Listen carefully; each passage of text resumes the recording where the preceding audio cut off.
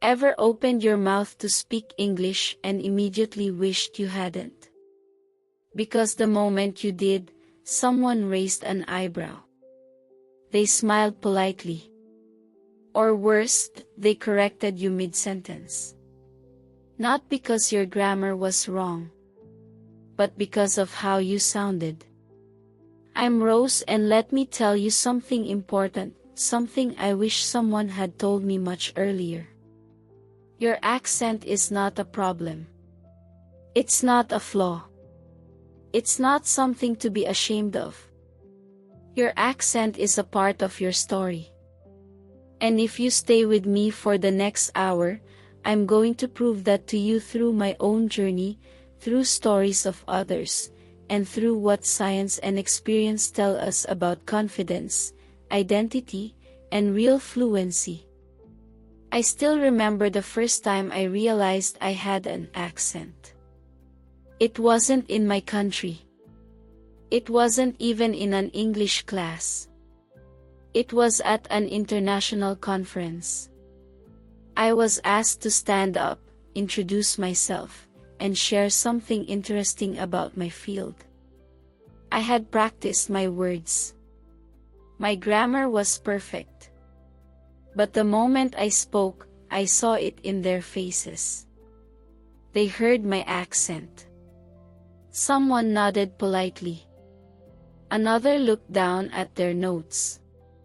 And suddenly, I felt small. Like I didn't belong. Afterward, I sat down and thought, do I really sound that different?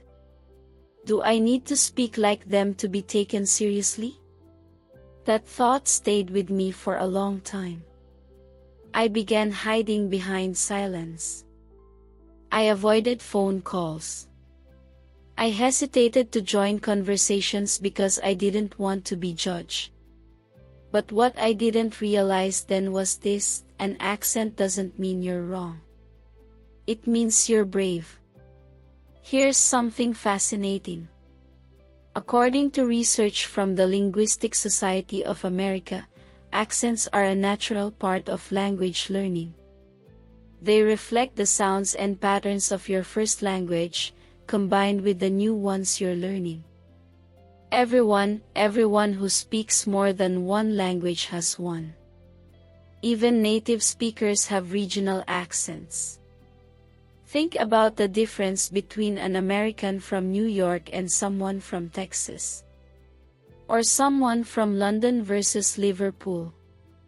So when people say, you have an accent, what they really mean is, your accent is not like mine. It's not wrong. It's different. And difference is not a defect. I want to tell you about a moment that changed my mindset. I was volunteering as an English tutor for new learners. One of my students was a brilliant engineer from Brazil. He had a strong accent, and he often apologized for it. One day I told him, don't apologize. When you speak, you bring your culture into the room. Your accent is the sound of your journey. Never be ashamed of that. He looked at me and said, that means a lot coming from you. And that's when I realized. I had been encouraging others to embrace their accent, but I hadn't embraced my own. That day, I made a promise: I will never hide my voice again. There's a common myth that to sound fluent, you must sound like a native speaker. That's simply not true. Fluency is about communication, not imitation. Think about it. Some of the most successful, inspirational people in the world speak English with an accent. Jackie Chan, Malala Yousafzai, Deepak Chopra, Sofia Vergara. Do you think their message is any less powerful because of how they sound? No. In fact, many people remember them because of their unique voices. The goal is not to erase your identity.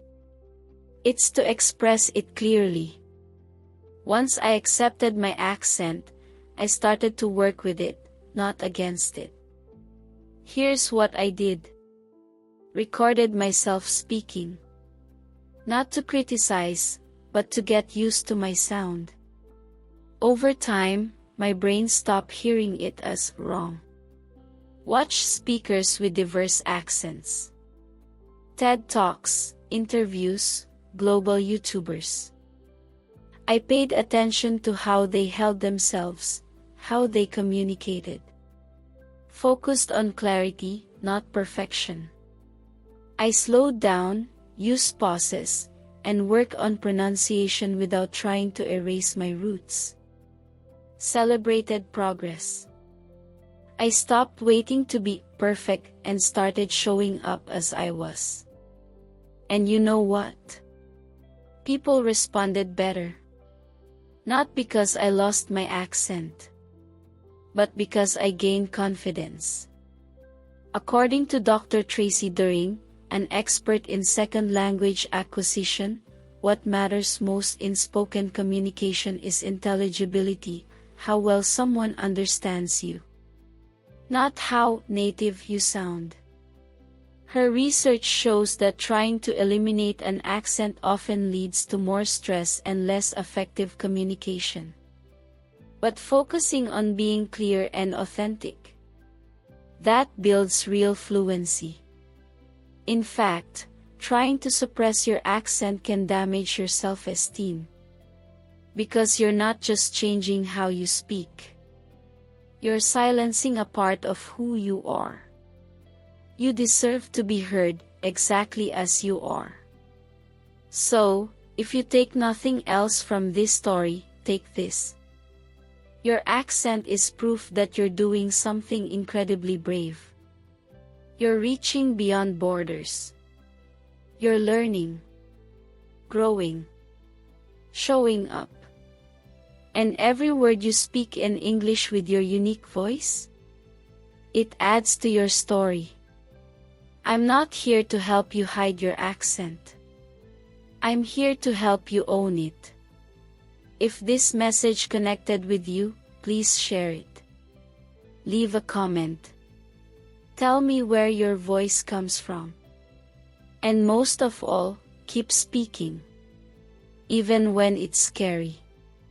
Especially when it's scary. Because the world doesn't need perfect English. It needs your English. Thanks for watching. See you in the next one.